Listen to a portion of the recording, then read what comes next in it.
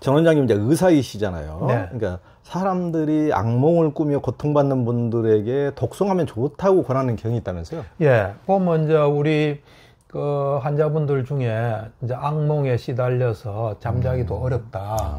너무 힘들다. 이제 이런 분한테 사실 우리가 잠자는 동안 일어나는 일은 컨트롤이 어렵습니다. 사실은. 그래서 우리가 할 수 있는 일은 잠들기 전에 뭔가라도 해서 거기에 영향을 이제 주는 게 필요하다고 저는 생각을 하거든요.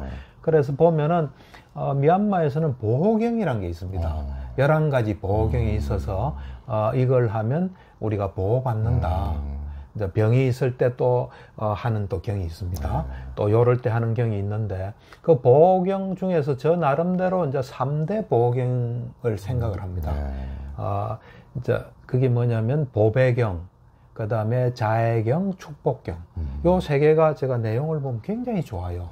이제 보배경은 뭐냐면은 이 세상에 어떤 보물보다도 부처님이 가장 훌륭한, 제일 최고하는 보배다.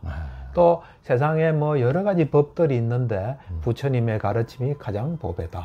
그 다음에 뭐 세상에는 많은 사람들이 있지만 부처님의 가르침으로 성자가 된 그 성자들의 그룹이 가장 보배다. 요 진실을 이제 알고 우리는 행복해질 수 있다. 그러니까 이제 그게 실제로 우리 그 코로나 왔을 때 인터넷에 많이 떴습니다. 왜 그러냐면 옛날에 부처님 당시에 큰 도시에 기근이 닥쳤습니다. 기근, 옛날에는 뭐 기근이라는 게 있을 수 있잖아요. 기근이 그렇죠. 닥치니까 사람들이 죽고, 사람들이 죽으니까 또 전염병이 나돌고, 악령이 붙고, 이러니까 이제 부처님한테 요청해서 부처님이 그거를 이렇게 잘 해결해 주는 때 이제 그 보배경을 이제 설했다 해서 보배경이 하여튼 뭐 이래 질병이 창궐할 때는 그 인터넷에 많이 나오더라고요. 저는 개인적으로 읽어보면 보배경이 참 좋습니다. 예. 그래서 그 보배경하고 그 다음에 이제 자해경이라서 사랑에 누구를 어떤 존재를 보든 다리가 짧든 길든 뭐 팔이 뭐 몇 개든 관계없이 존재를 어머니, 외아들을 가진 어머니가 그 외아들 챙기듯이 그렇게 사랑해라.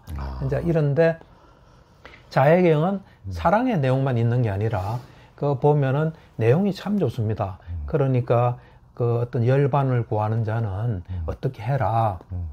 사람들 만나면 어떻게 하고 그 다음에 자기를 잘 절제하고 뭐 수행하고 그런 게 잘 들어있어요.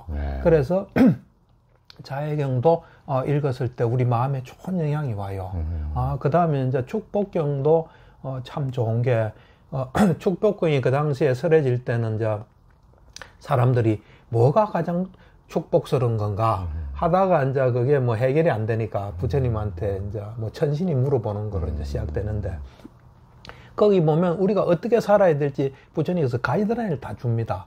어리석은 자는 좀 멀리하고 자기한테 맞는 데 살고 자기한테 처지에 맞지 않는 데 살면 좀 곤란하다. 맞는 데 살고 가족은 어떻게 대하고 친지는 어떻게 대하고 또 자기 뭐 행동은 어떻게 하고 그러면서 나중에는 이제 수행하고 사람들 만난 법담도 어떻게 하고 하다가 열반까지 이야기를 하세요. 그러니까 열반이 되면 소위 말하는 팔풍에 흔들리지 않는다 하고 우리가 어떻게 살아야 되는지 그거를 잘 말해주고 그게 진정한 축복이다. 난 그게 진정한 축복이라 생각해요. 그래서 그 세 가지 그걸 진심으로 하게 되면 마음에 좋은 영향을 줘서 악몽에 좀 영향을 주지 않을까 해서 이제 제가 3대 보호경을 이야기해주고 있습니다. 예. 그러니까 미얀마 초기 불교에도 이제 그게 있고 티베트 불교에도 어떤 이제 보살이 이제 해야 될 수행 이제 그런 것도 쭉 읽어보면 참 마음을 편안하게 해주고 우리도 이제 대승불교에도 보왕삼매론 같은 거. 그 보왕삼매론 참 좋습니다. 그러니까 몸에 병 없기를 바라지 마라. 몸이 병 없으면은 이제 교만하는 마음이 생기기 쉽나니.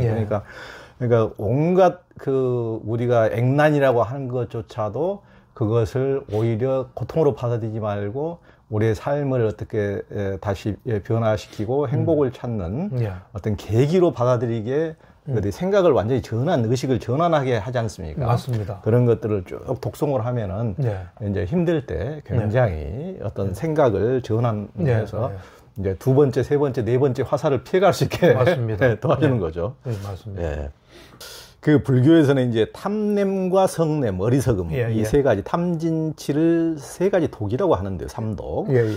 이제 전 원장님께서는 탐진치 삼독 중에서도 가장 센 것이 화라고 하셨어요. 왜 그렇게 보시는 거예요? 그 이제 뭐 세다는 게 그게 제일 중요하고 뭐 근본이다 보다는 다 탐진치의 가장 근본이 치거든요. 예. 치를 바탕으로 정확하게 못 보니까 욕심내고 욕심대로 안 되니까 화인데 제가 가장 세다 하는 거는 이제 우리가 드러나게 좀 파괴적이다. 예. 왜냐하면 탐은 은근하지 않습니까? 예. 그 다음에 치는 또 은근한 밑바탕에서 작용하는 데 비해서 이 진이라는 거는 성냄은 그냥 사실은 우리가 정확하게 보면은 세상 모든 건 일어날 만하니까 일어나는 겁니다. 인과의 법칙상. 근데 그걸 나쁘게 보고 없애려 하는 게 진이에요. 제가 볼 때는. 그러다 보니까 이건 적극적으로 심하면 살인도 할 수 있고, 뭘 집어 던질 수도 있고, 그런 면에서 좀 가장 세다. 뭐 그런 의미로 좀 받아들이면 좋겠습니다. 예, 그렇죠. 그러니까 그 화가 가져올 또 업보라는 것이 그 개인적으로 감당해야 될 나중에 받아야 될 업보뿐만 아니고 그 주변 사람들과의 미치는 관계 악영향이 너무 크지 않습니까? 너무 큽니다. 너무 크죠. 그러니까 너무 큽니다. 이게 우리 어떤 분노를 조절하고 어떻게 말을 잘 알아채서 잘 조절한다는 것이 삶에서 얼마나 중요하고 또 자신과 주변 사람들의 행불행에 너무 결정적인 요소이기 그렇죠. 때문에 우리가 지금 화에 대한 알아차림은 너무도 중요한 것 같습니다. 그래서 이제 저를 찾아오는 분 중에 가족들이 도저히 못 견뎌서 찾아오는 분들이 있어요. 그럴 때 이제 화가 지나친 사람이 있거든요. 네, 그렇죠. 지나쳐서 막 하거나 집어 던지고 말을 막 하거나 집어 던지거나 이런 경우에는 제가 화는 폭탄이다. 폭탄이 터지면 당신도 상하지만 앞에 있는 것도 상한다. 그래서 그런 분들한테는 누구랑 만났을 때 당신 속에서 화가 일어나려고 하면 잠깐만요 하고 앞에 인사하면 잠깐만요 하고 다른 데 갔다가 화가 사라지면 온나 사라지지 않으면 오지 마라. 그런 이야기를 해요. 그 다음에 내가 화가 안 나지만 상대방이 화가 좀 기미가 있다면 잠깐만요 하고 잠깐 나갔다가 있다가 다시 돌아와서 그 사람을 봤을 때 그게 화가 안 깔아지면 다시 잠깐만 하고 또 나가라. 이제 그런 직접적인 가이드라인도 좀 주고요. 아까도 얘기했다시피 화라는 거는 이제 정확하게 보면 세상은 모든 일이 일어날 만해서 일어나는 겁니다. 근데 그걸 나쁘게 보는 게 화거든요. 그래서 저는 뭐 이제 저하고 치료도 많이 받고 저 말에 좀 신뢰를 가진 사람한테는 당신이 화나면 잘못 보고 있다. 내가 지금 잘못 보고 있다고 생각하고 바로 보도록 해라.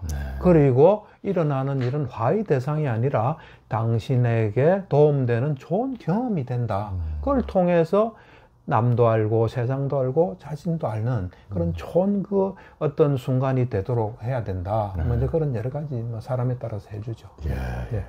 그러니까 저도 이제 요즘에 운동고립 청년이라든가 그런 캠프에서도 이제 그런 청년들하고 같이 많이 만나기도 하고 지속적으로 쭉 만나고 이제 제가 강연이나 이제 명상도 하면서 이렇게 만나기도 하는데 어렸을 때 우리가 일시적인 화도 하지만은 어렸을 때 어떤 부모가 굉장히 일상적으로 늘 폭력적이거나 분노를 폭발하거나 그런 데서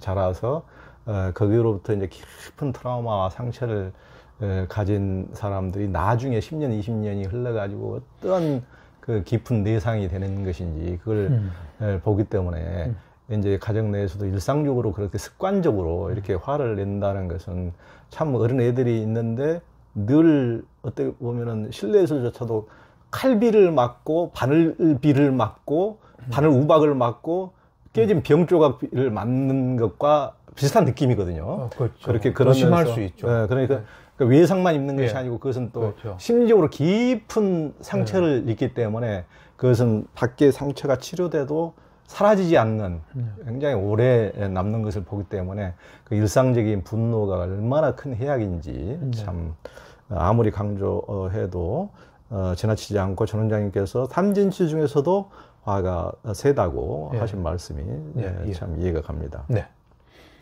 불교 사용 설명서엔 아라한이 되어도 거친 말투가 고쳐지지 않은 경우가 나오는데 우리는 깨달으면 이제 모든 것이 다 이제 해결된다고 항상 이제 생각하는 경향이 있는데 깨달음으로도 나쁜 습관이 고쳐지지 않는다는 것을 굉장히 의외로 보이기도 하는데 어떤 이야기입니까? 그게 이제 법구경에 나올 겁니다. 어떤 아라한이 있었는데 사람들한테 이제 거친 말투를 쓰고 하대를 자꾸 해요. 그러니까 이제 사람들이 저 사람 아라한이라는데 이상하다.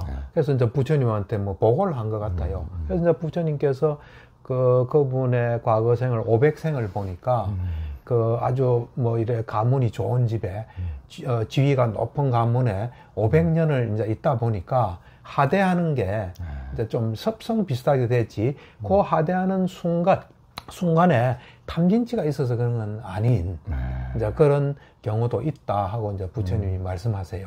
그러니까 그 사람이 이제 어떤 남을 무시하거나 해하거나 고통 주려고 하는 게 아니라 오랜 습성상 그래 좀 나오는 이제 그런 경우도 있다.